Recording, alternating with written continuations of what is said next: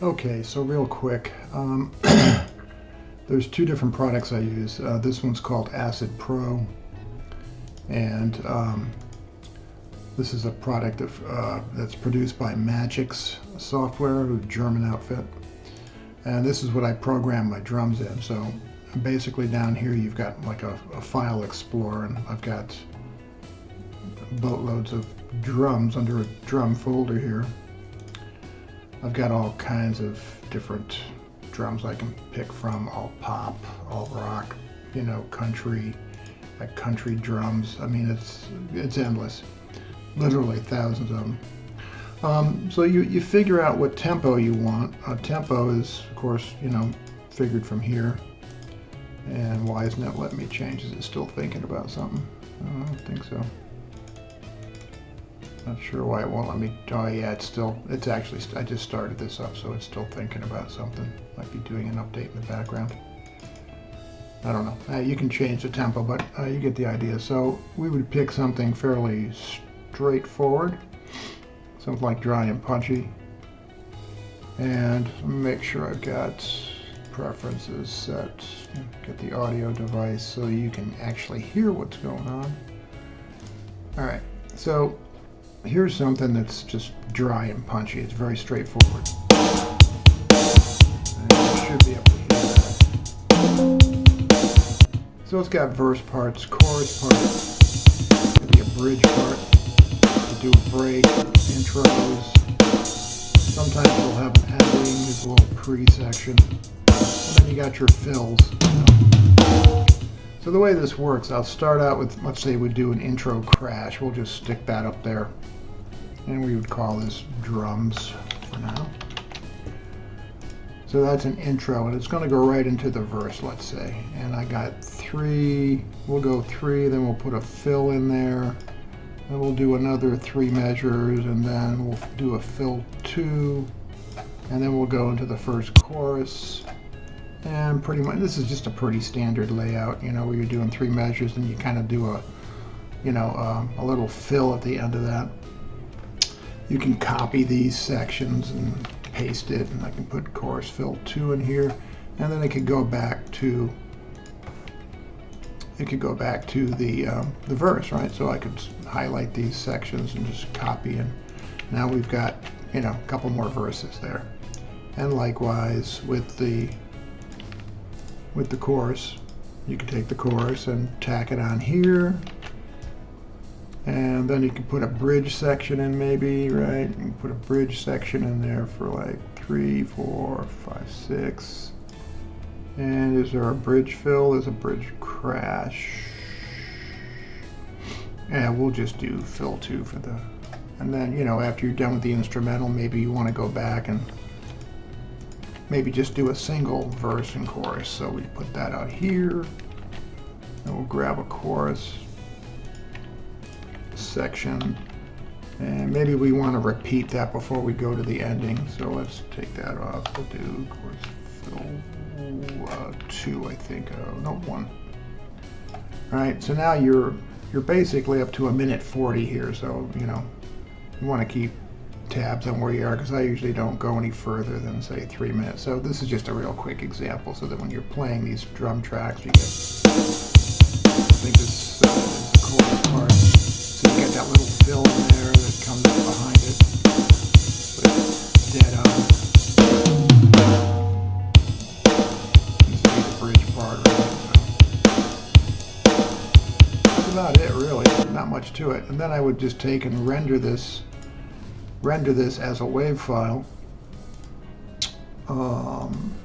and probably store it on the desktop and give it a name, you know,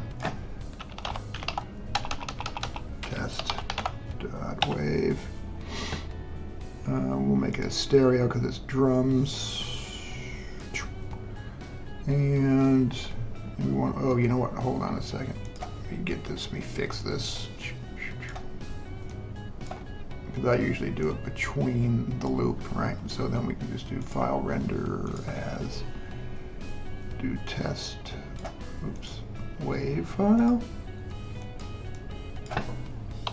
test, and just back to stereo, boom, and save it. Okay.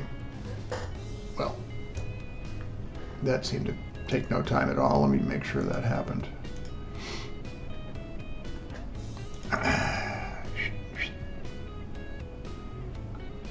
We're on the desktop, right? Where did it go? I don't see it anyplace here.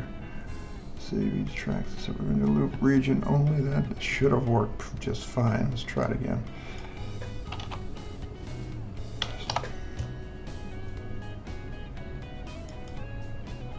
I don't know what the deal is with that. It should export that into a WAV file, but it doesn't look like it has. Oh, it did. It just, I don't know, I didn't see it there. All right, so once we've got this little file, this is my drum track, we can go into the big boy. This is a song I'm working on currently with my buddies called Stop the Bleeding.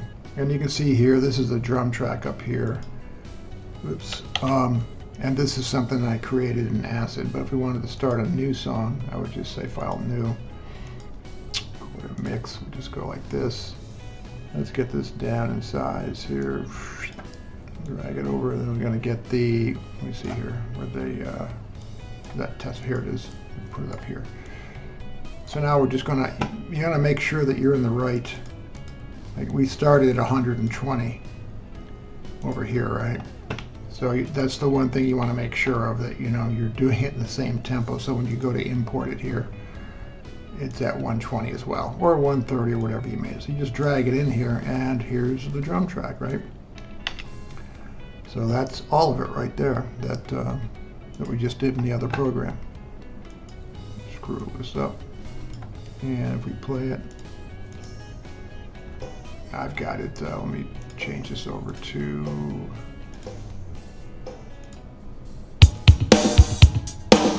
So there it is. Basically, this is the same thing that I had over in here, right? But now I've got it captured. Now I've got it captured in the software that really does a lot of the work.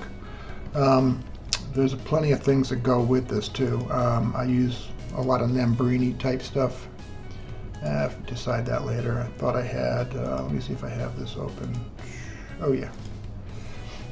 I use a lot of this guitar rig stuff.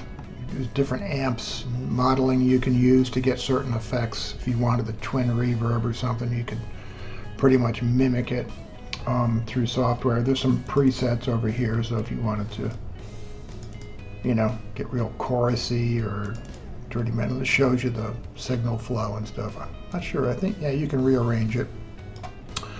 So a lot of stuff is done this way. I tend to do a lot of stuff through my pedal board because I want to be able to replicate it live too, but there's a lot of different things that you can do here to get a certain sound if that's what you're looking for. There's different, you can, you know, filter it if you wanted just delays. You could pull up just the delays. And there's a bunch of other stuff.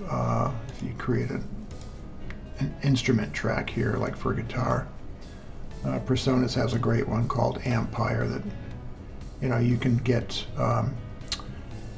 different types of, let me go to clean, American clean.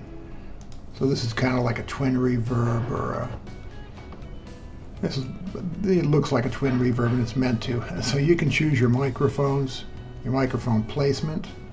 You can choose which cabinet you might want to attach this amp to. And then you've got the black panel, the front where you control the microphones again. So there's all kinds of different settings you can use on this to get your amp modeling as well. There's compressors, you name it, it's in this product. You know, compressors, like great compressors in here. While you're in the track, let me pull up the mix here. Close this up. When you're in the mix, there's actually mixing. I use this one a lot, a 3-band compressor, which is awesome. So when you go in here, this is a triple compressor, which does an incredible job on really smoothing out the sound, making it all sound nice and even. This goes on and on and on. It would take hours for me to show you everything, but you got the general idea on how I do the drums, because I think you were most curious about that. So hopefully that explains it, and I'll